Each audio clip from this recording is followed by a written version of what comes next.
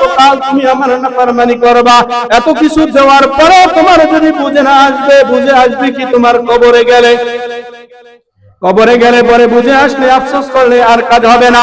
ওখানে ফেরেশতাদের বাড়ি আর বাড়ি পড়বে, মাথার উপরে বাড়ি পড়বে। তখন যদি বলি ফেরেশতাদেরকে হা হা লা আদরি, আমি কিছুই জানি না, ফেরেশতারা ডাক দিয়ে বলবে ওরে নাফরমান, দুনিয়াতে একজনের আইল কেটে আর একজনের আইলের ভিতর ক্ষেতের ভিতর ঢুকে যাওয়া, এটা তো খুবই বুঝছো। আর গোলাম, দুনিয়াতে একতলা বানাইছো, একতলা তোমার পেট ভরে নাই, একতলার উপরে দুইতলা বানাইছো, তারপরও পেট ভরে নাই, তিনতলা বানাইছো, ওটা বুঝলা।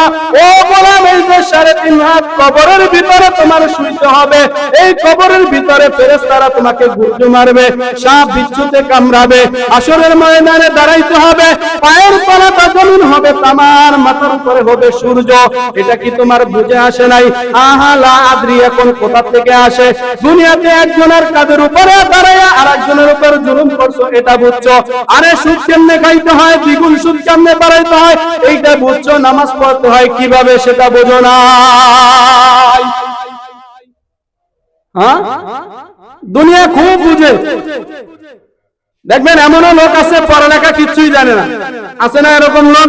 জমির কাগজ নিয়ে যাবেন, একজন আইএবিএ পাস করা, ডিগ্রি পাস করা, ডিগ্রিধারী মানুষ, কাগজ যতটা বুঝে তার চেয়ে একজন মূর্খ স্কুলের বারান্দাও জানে তার চেয়ে বেশি বুঝে, আছে না এরকম? এইটা বুঝলাম না, ওটা কাগজ কিভাবে বুঝতে হয়, জাল না দলিল, আসল ভেজাল আছে না ভেজাল মুক্ত আছে, এইটা বুঝলাম। আরে আমার হায়াত 60, 70, 80, 90 বছর এই দুনিয়ার এই বাহাদুরি দেখানোর জন্য আমার জিন্দেগিটা শেষ করে দিলাম। আমার আখিরাতের কথা কি একবারও মনে পড়ে নাই যে ওই কবরে আমাকে নামাবে? আরে নামাবে তো নামাবে, এটাও আমার আপনজন, আমার ছেলে, আমার ভাই, আমার আত্মীয় স্বজন, নাকি পর মানুষ নামাবে? আরে নামাবে তো নামাবে, আবার লাত মেরে কবর থেকে উঠেও আসবে, আমাকে মাটির ভিতরে রেখে একা একা রেখে অন্ধকার কবরে চলে আসবে। এই জন্য ভাই এটা ভুলে না।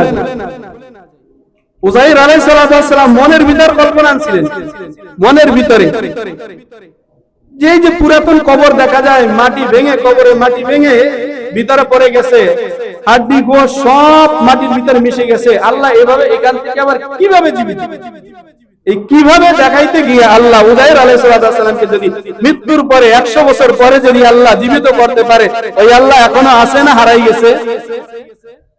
এখনো আছে। ওই আল্লাহ উযাইর আলাইহিস সালামকে যদি 100 বছর পরে জাগাইতে পারে, আপনাকে আমাকে কি আল্লাহ পারবে না? অবশ্যই পারবে। এটা ভুলে না যে আল্লাহ কুদরতে কাদের, সমস্ত কিছুর ক্ষমতার মালিক আমার আল্লাহ। এই কথাটা বুঝার জন্য, এই কথাগুলা বুঝি আমরা একটু আখিরাত কি ফিকির করি, আখিরাতের চিন্তাটা মাথায় আনে। দুনিয়া করা নিষেধ না, দুনিয়া করেন আপনি, নামাজ বাদ দিয়া না, হালাল বাদ দিয়া না, হারাম ভাবে করতে নিষেধ করা হয়েছে, হালাল ভাবে করতে নিষেধ করা হয়নি। আপনি হালাল ভাবে করেন, 1 তালাকা 5 তালাক করেন, কেউ কি মানা করবে? আল্লাহ কি জিজ্ঞাসা করবে? এই হাদিস জানা আছে না? 5টা প্রশ্ন, 4টা প্রশ্ন হবে। একটা হবে মাল কিভাবে কামাই করছো, কোথায় খরচ করছো। হারাম পন্থায় যদি কামাই করে থাকি কি জবাব দেব বলেন?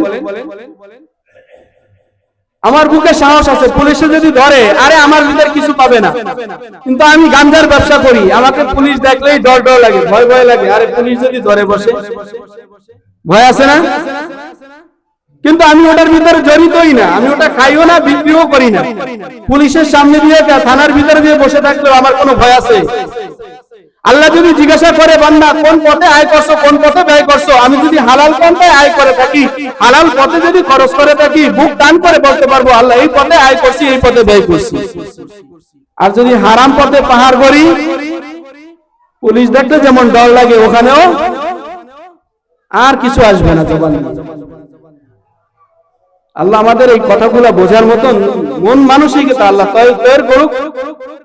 আখিরাতকে আমরা বুঝে শুনি, আখিরাত আমাদের যে সামনে আছে, এই আখিরাতকে টার্গেট বানাইয়া দুনিয়াতে চলার মতো তৌফিক আল্লাহ। ওয়া আখিরু দাওয়ানা আলহামদুলিল্লাহি রাব্বিল আলামিন।